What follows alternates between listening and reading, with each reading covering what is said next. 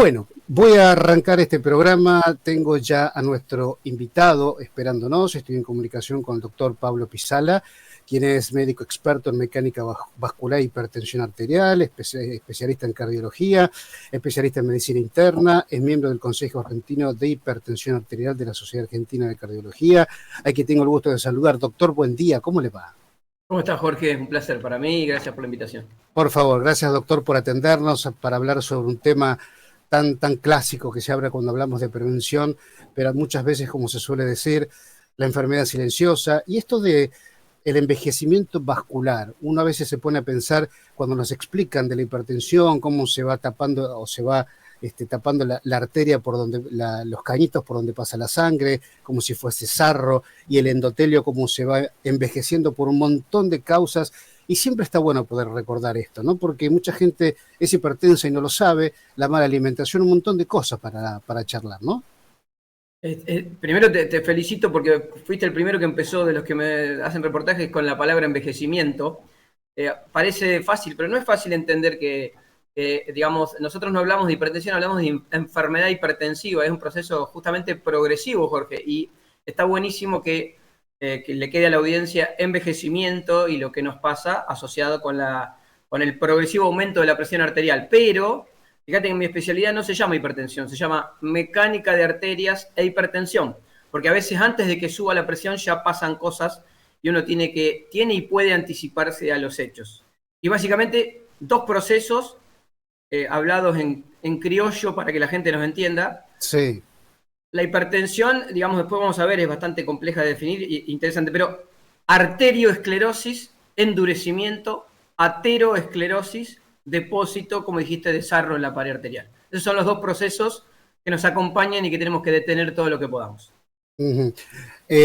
Usted me dice que es un proceso difícil de definir. A veces se simplifica mucho, ¿no? Cuando decimos, bueno, a ver, la hipertensión es esto, son 10 palabras. Y la verdad que es un camino. A veces escuché a un colega suyo decir, un infarto lo vamos construyendo a lo largo de la vida, en líneas generales. ¿La hipertensión también? Sí. Está bueno porque podemos agregar, pero la respuesta es clara, sí, claramente.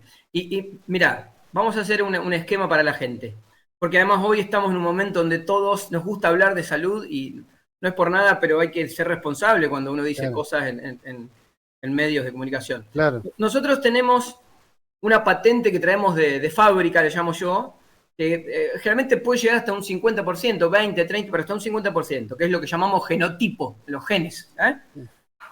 En realidad, el 50% no se construye con los genes, se construye con los genes, y esto te va a gustar, y con la vida intrauterina. Ajá. Hay un programa fetal y es muy importante lo que ocurre, madre y feto, que determinan algunas cuestiones vasculares del presente y del futuro. Y después sí, cómo vivimos, cómo nos tomamos la vida, cómo nos tomamos nuestras relaciones, lo que comemos, si nos movemos, si hacemos músculo, el contexto social y un par de cosas más terminan conformando esa historia que decís vos que es progresiva. La hipertensión, te agrego esto, la hipertensión ha cambiado, no es tan complejo, digo complejo para que la gente entienda, como decís vos, que no es solamente un numerito. Uh-huh. La hipertensión ha modificado desde hace unos años su definición, y no te voy a decir la definición porque es muy larga y no quiero abrumar a la gente, pero sí hoy entendemos que es, digamos, una enfermedad sistémica. Sistémica. No está en el brazo cuando uno toma la presión nada más. Nuestros tubos maravillosos, llamados arterias, que son la pared arterial, es el origen de la hipertensión, en realidad es donde uno lo ve. Hay arterias grandes, medianas y pequeñas, pero es una enfermedad sistémica. Tiene que ver con proceso inflamatorio, la genética, la inmunomodulación y un montón de factores que hacen que, bueno, que esté alta persistentemente o intermitentemente, Jorge. A ver, los factores son tantos como cuando hablamos de prevención cardiovascular, ¿no? Son tantos y son estos también para la hipertensión, pero digo, ha cambiado la pirámide nutricional en los últimos años tantísimo y eso también ha modificado mucho, ¿no? La cantidad de hidratos de carbono, la obesidad infantil, la obesidad en general, somos el segundo país más obeso de América Latina, todo eso influye fundamentalmente el sedentarismo, y de esto también tenemos que hablar, ¿no? Totalmente. Hemos entendido los seres humanos que digamos que somos parte de eso, y los médicos también, obviamente, somos parte de eso, entonces realmente tomar conciencia. Los médicos nos gusta hablar de yo siempre lo vi en hipertensión y en los factores de riesgo, en la obesidad. Es habitual que mujeres y hombres hablen como si no estuvieran en esa película, y somos protagonistas de esa película. Y eso es importante. O sea, a mí me pasó, te voy a contar una experiencia personal, yo fumaba, Sí. ni más Ajá. ni menos. Yo me dedicaba a las arterias hace muchos años y fumaba. Y estuve mucho tiempo enseñando y siendo quizá tan experto como ahora. Ahora me empezó a pasar un día que empecé a creerme menos a mí mismo. Entonces dije, yo tengo que convencer, y para eso tengo que estar formalmente yo convencido. Hice un pacto de, digamos, de ser lógico. Y bueno, de eso se trata. Comer, moverse, hacer músculo. Yo le explico a mis pacientes que ahora no es más movimiento solamente, es movimiento y tratar de ver, tocarse los músculos, a ver si estamos blanditos, hacer un poco de músculo. Y si bien yo no estoy tan de acuerdo con algunas, porque hecha la ley, hecha la trampa, hecho el cambio de pirámide nutricional, aparece el negocio inverso. Eh, que es, digamos, que si no sos keto te morís, y eso tampoco es Ah, verdad. mm, Tampoco es verdad, pero sí claramente hay que reducir los hidratos de carbono, las harinas, hay que usar harinas por ahí las menos refinadas, las que menos dañan. Y también, además de las proteínas, eso que uno sabe, bajar los hidratos y por ahí que las grasas aparentes no son tan malas, eso es verdad, con algunos cuidados. Y también es importante la suplementación natural, pero con elementos que se saben, que tienen evidencia científica, que volvemos con lo mismo, que son anti-age, que alargan la vida, anti-envejecimiento de arterias y de todos los tejidos. Eso es ujú. importante. Nueces, maní, el omega 3, arándanos. Obviamente todo tiene que ser utilizado en su dosis correspondiente con lógica, ¿no? Magnesio que está de moda hoy, El ¿no? magnesio con algunas limitaciones, porque el magnesio es excelente para algunas cosas, pero no hay un gran estudio que demuestre que, como se usa así en general, no es que sea malo, sino que los médicos tenemos creo que yo, que un tranquilizador problema, que es también, Jorge, pedirle a la evidencia científica peso para después aplicarlo en un montón de gente, ¿viste? Sí. Eso, Doctor Pisala, ¿dónde ubicamos el salerito de sal? Porque es como la vedette de una hipertensión históricamente, la sal cero. A ver, ¿dónde la sal? Es mucho para conversar, pero dígame lo que quiera con respecto a la no, sal. no, está buenísimo. Además, entiendo tu mensaje. De hecho, el mensaje antes era nada de sal, prohibida sal, y no te decían nada más los médicos. Y eso no es así. Claro, En realidad, como concepto, mira, la sal, vamos a hablar de dos cosas rápidas. Uno, digamos, el tema de la hipertensión, ¿sí? Estamos resumiendo y simplificando. sí, claro. Y otro, más allá del valor, el envejecimiento en los tejidos que produce. ¿Se entiende? Valor de presión por algún mecanismo y envejecimiento. La sal en exceso, en reglas generales, es mala. Más allá del valor de la presión, dije en exceso, ¿eh? Ujú. Más allá del valor de la presión, la sal envejece las arterias, digamos, presiona y condiciona un trabajo demasiado importante en los riñones de los niños y las niñas, si tenemos una vida con mucha sal. Y hay otros factores que no son buenos. Lo que sí es verdad que no todos respondemos a la sal de la misma manera. Esto quizá lo subrayaría en tu programa, Jorge. O sea, hay personas que son sal sensibles y otras personas que son sal resistentes, como regla básica. O sea, hay algunos que le hacen mucho más la sal que a otros. Ujú. Sobre todo a las personas que tienen problemas de riñones, a los ancianos, a los que tienen problemas genéticos que retienen agua y sodio. Eso hace que, como regla general, los médicos recomendemos a todos, si no está mal, la reducción, moderación, consumo con sensatez de la sal de mesa, ¿sí? Ahora, también es verdad que, digamos, la deprivación insensata, brusca o sin tener algunos conocimientos puede no ser tan buena, inclusive mala. Por ejemplo, no sé, hay situaciones como la preeclampsia, la hipertensión del embarazo en las mujeres, Sí, en donde la deprivación brusca y desmedida es hasta perjudicial, porque el fenómeno de hipertensión de la embarazada no tiene que ver con la acumulación de sal. claro, Eso claro. es, pero digamos, siempre moderación en las familias, conciencia con los niños, nosotros todos, pero las personas que son hipertensas, que llevan tratamiento, ahí ya quizá habría que ahondar un poco más en el mecanismo de hipertensión, y no se puede tratar a todos por igual. La verdad es esta, hay que individualizar el patrón de cada paciente o cada persona, Jorge. Lo que pasa es que es difícil hacerlo, hay que ser preciso en eso. Doctor Pisala, vamos a graficar. Corríjame, por favor, ¿eh? Cuando uno en invierno va a agarrar una manguera de jardín, es distinta la textura que cuando es en verano, ¿no? Está más dura, más rígida. Totalmente. Una vez que esa arteria cobró ese estado, se envejece, se endurece, ¿tenemos capacidad de remitirla con cambios o ya estamos en una enfermedad crónica? Excelente pregunta. Vamos a la respuesta corta. Hasta determinado momento, sí, Jorge. Hay una palabra en medicina que se llama RR, riesgo residual. Ajá. Significa, digamos, tu pregunta sería, doctor Pablo, si yo arranco a hacer esto o esta medicación y hago una combinación de un buen tratamiento, hablando mi arteria dura hasta cierto punto sí, hasta cierta edad sí, y después hay un punto en donde siempre vas a mejorar tu riesgo, pero, digamos, la modificación del presente y el futuro va a ser más pobre, por más que hagas todo perfecto.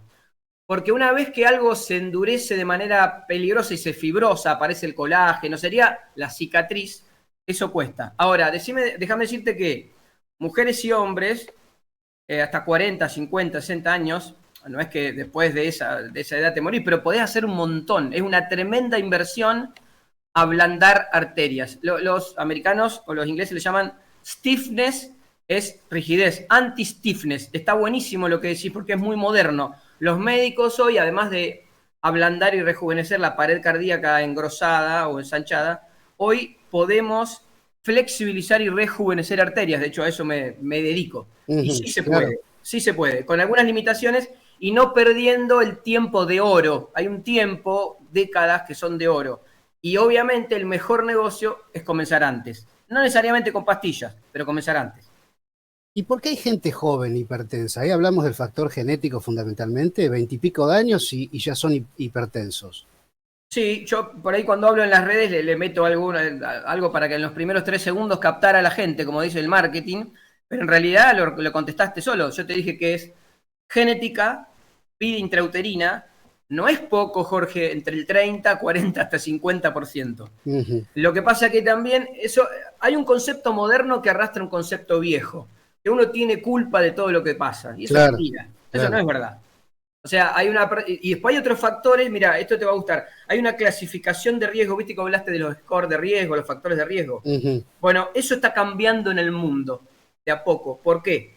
Porque, eso lo dije hace poquito en un congreso, nosotros que nos creemos especialistas, cuando vamos a predecir, a adivinar, a predecir riesgo cardiovascular de eventos indeseables, tenemos una efectividad tan solo del 50%.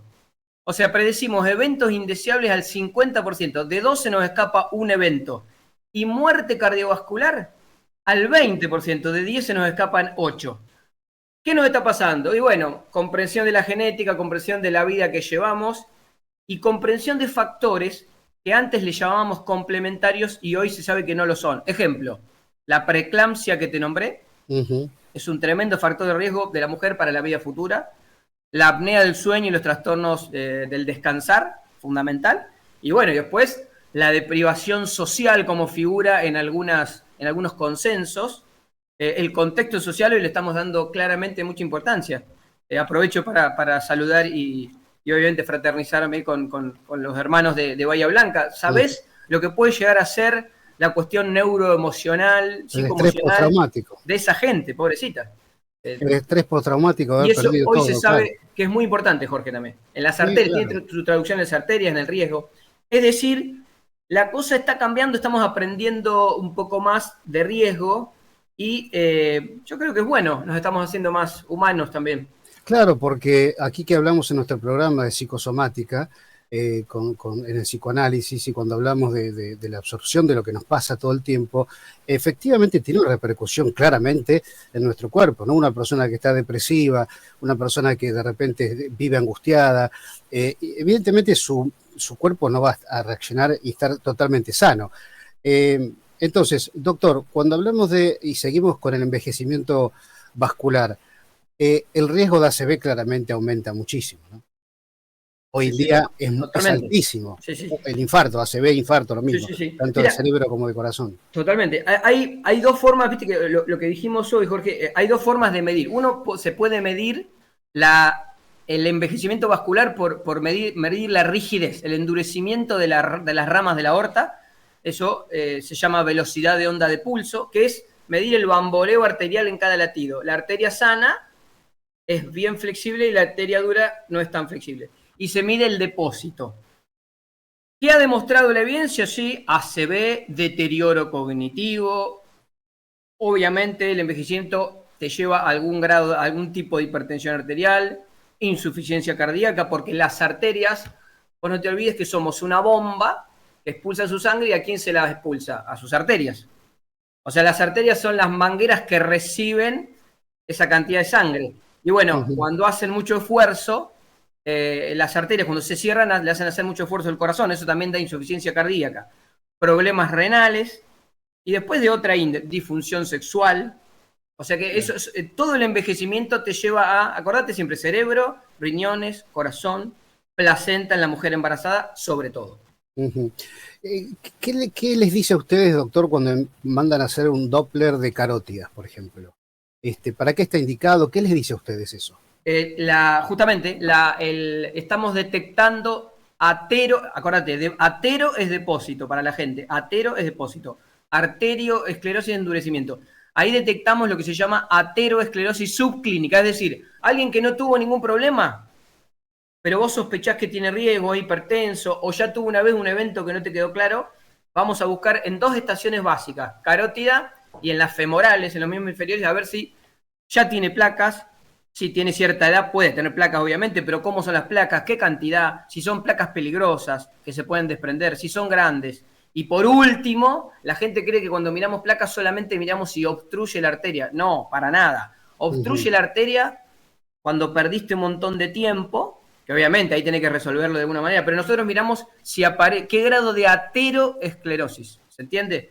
Cuán inflamadas están nuestras arterias y cómo podemos modificar eso. Hoy se habla de tratamiento preventivo y hay modificaciones, digamos, más allá de lo que comemos, lo que nos movemos, hay suplementos y tratamientos que evitan que esa arteria siga depositando calcios, sarro o grasita en la pared arterial. Y hoy hay una cosa que se hace que se llama carga. Se le pone un numerito a la cantidad de plaquitas y de ateroesclerosis que tenés y antes de que ocurra algo. Y te podés anticipar, lo podés frenar eso, Jorge.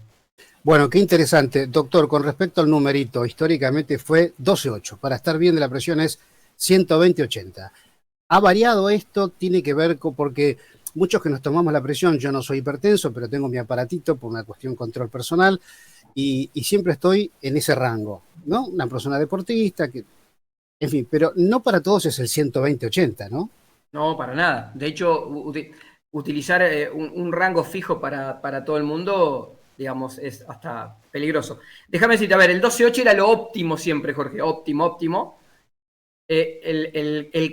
Digamos, menos de 14,9 generalmente decíamos siempre, o sea, más allá de eso, mayor o igual a 14,9 era hipertensión. Hoy está cambiando eso hacia abajo, nos hemos puesto un poquito más celosos, pero bueno, digamos, nadie va a dudar que hay que tener menos de 14,9 en la vida habitual, nadie va a dudar que 12,8 es la óptima que todos queremos. Lo que discuten las sociedades es qué pasa entre el que tiene entre 12,8 y 14,9. Y ahí hay discusiones. Hoy te diría, como regla general, para no confundir a la gente, ahora vamos a hablar de algunas discusiones etarias, de edad. Pero el que era antes 14,9, hoy casi que en una población menor de 65 años, sin grandes antecedentes, se llevó a 13,8 como valor. O sea, menos de eso sería lo ideal, Jorge, ¿sabes? Pero bueno, el 12,8 sigue siendo lo ideal, pero por ahí yo el 12,8 a veces no lo nombro tanto, porque la gente cree que cuando no tiene 12,8 ya tiene un problema, y eso tampoco digamos, es tan así. Pero menos de 14,9 siempre. Hoy creo que la mayoría de la gente, por ejemplo vos, Jorge Giacomelli, si yo te evalúo, tomaría un 130/80, menos de eso para decirte, Jorge, veo las cosas muy bien. A ver, hay un estudio que muestra, pasa que hay que tener cuidado con la evidencia, que todas las personas que viven promedio con más de 115/75, siendo menores de 65 años, tienen más riesgo. O sea, por encima de eso, el riesgo se asocia con el aumento. Lo que pasa es que eso también hay que tener cuidado, porque también existe el verano, también existen las edades, no todo el mundo acomoda bien los cambios de presión arterial. Y vos acordate siempre que el juramento hipocrático primero nos hace apoyar la mano y dice, no dañarás. El médico tiene que Sí. tener muy presente que no tiene que dañar. Entonces, siempre le digo lo mismo, lo suficientemente baja para que no dañe nuestros órganos que ya hablamos, y lo suficientemente alta como para que riegue nuestros órganos de manera maravillosa. Por eso te hago así, no hay un valor, es un rango que el especialista conoce y sabe manejar en ese caso. Los ancianos es normal, o las personas todos cuando envejecemos tendemos a cambiar esos valores, sube la alta un poquito, la arteria se pone más dura, es normal tener, por ejemplo, 15,7, 15,8, y en algunas situaciones toleramos un poquito más bajo y en algunas situaciones un poquito más alto. En ancianos hay un solo estudio que evaluó, le puso, es arbitrario, pero 15,8. Fíjate cómo cambia. El 12,8 óptimo de los adultos, lo ideal sería menos de 138, para algunos pacientes de más de 70 años, eso cambia. Ya medicado. En esos pacientes uno debería tomar como punto, en realidad son dos cosas distintas, uno debería tomar como punto para definir hipertensión o no, y después tomar como punto al que medica cuánto quiere. Es medio más complicado. Por ejemplo, un paciente renal, yo que pierde proteína, yo quiero bajarle un poco más la presión. Pero el concepto es, 12,8 sigue siendo el óptimo, sí. El 14,9 de antes está bajando a 13,8, con algunas discusiones del consenso y sociedades, pero hay que tener en cuenta, y profesionalmente sobre todo, las variaciones de, sobre todo, edad, ¿sí? Ujú. Y además los jóvenes siempre tienen que tener presión claramente más baja. Esto que estamos hablando es de adultos, pero bueno, a veces se mete en la misma bolsa a un chico de 17, 18 años y eso no es así, hay que percentilarlo, ¿sí? Doctor, hay tanto para conversar y no le quiero quitar más tiempo. No, por Luego favor. de la menopausia, la mujer es más débil que el hombre ante un riesgo cardio o cerebrovascular a raíz de una hipertensión, por ejemplo. La mujer, digamos, tiene la protección de algunas cuestiones, sobre todo los estrógenos, y la perimenopausia aumenta el riesgo, por eso cambian los valores de colesterol, comienza a aumentar su presión y a poner rígidas sus arterias. Ahí empieza a alcanzar al hombre en el riesgo que siempre venía por encima, ¿sí? Siempre venía por encima el hombre. Ahí se igualan las cuestiones, los géneros, ahí iguala el riesgo, y aparentemente, justamente, se te nota muy leído, Jorge, ¿eh? Yo no te conocía, pero sos un lector. En ese momento, después de los 50, 50 y pico, posmenopausia, hay evidencia que muestra que la mujer es más vulnerable. Al evento, la mujer es más vulnerable. Pero tu pregunta me parece que tiene que hacernos tratar de utilizar esto para la sociedad. Cuando, digamos, en la perimenopausia y la posmenopausia, la mujer debe comenzar con su cuidado y su prevención cardiovascular antes, pero de manera importantísima, porque por ahí tenemos la inercia de hablar, sí, cáncer de cuello de útero, cáncer de mama, ir al ginecólogo, pero la mujer sin duda va a morir o se va a complicar de eventos cardiovasculares. Está buenísimo que lo preguntes, y empieza a tener más eventos y se hace más vulnerable claramente. Y en algunos escritos y evidencia muestra que la mujer es más vulnerable a una ACV y a un infarto que el hombre. Sí, señor. Bueno, doctor, ¿cómo me cuesta despedir los horrores, no? Porque podríamos hablar de los síntomas del ACV o si la presión sí o sí te hace doler la cabeza, por ejemplo. Pero si no te duele la cabeza no tenés presión alta, ¿no? Es como que quedan esas cositas que van transcurriendo el Eso es mito, falso, ¿eh? ¿no? La respuesta es no, ya que me preguntás, porque si no le hago un daño a la sociedad. Está bueno. Si siempre tiene que, no. La respuesta es no. A ver, es clarito esto. Una cosa es una asociación, Jorge, y otra cosa es que sea la causa. Ok. O sea, es frecuente encontrar gente que le está doliendo la cabeza y que en ese momento le toma la presión y tiene la presión alta, tremendamente frecuente. Ahora, ¿es frecuente? ¿Es muy frecuente que ese dolor de cabeza sea por la presión? Tremendamente no. Ok. Bien. Ahora, yo siempre digo lo mismo a mis pacientes. Ojalá que no te duele la cabeza por hipertensión, porque cuando duele la cabeza o tenés mareos, vómitos en chorro o algún otro dato neurológico, por la presión, generalmente son pacientes que tienen más de 18-11, más de 180-110 y están teniendo algo grave. Así que claramente menos del 10% de los pacientes que tienen más de 18-11 tienen algún evento, pero la cefalea no hay que tenerle bronca, porque la cefalea muchas veces te descubre hipertensos. Por eso la queremos. Bueno, esto habla de la automedicación, en fin, nos vamos por un montón de lugares que también son importantes para una próxima charla. Doctor Pablo Pisala, ha sido un honor realmente escucharlo, un placer. Bueno, gracias por tu inquietud. Le contamos a la gente que no nos conocíamos y Jorge me invitó muy cordialmente. A mí toda la gente que hace lo que vos hacés me da orgullo y creo que todavía vale la pena todo esto. Doctor, no, a ustedes por supuesto, y este programa que tiene casi más de 20 años hablando de medicina, para nosotros es un placer llevar la voz de ustedes a la gente para informar, nada más y nada menos. Así que bueno, hasta muy prontito, si usted me lo permite. Cómo no, Jorge, te agradezco muchísimo. Fuerte abrazo.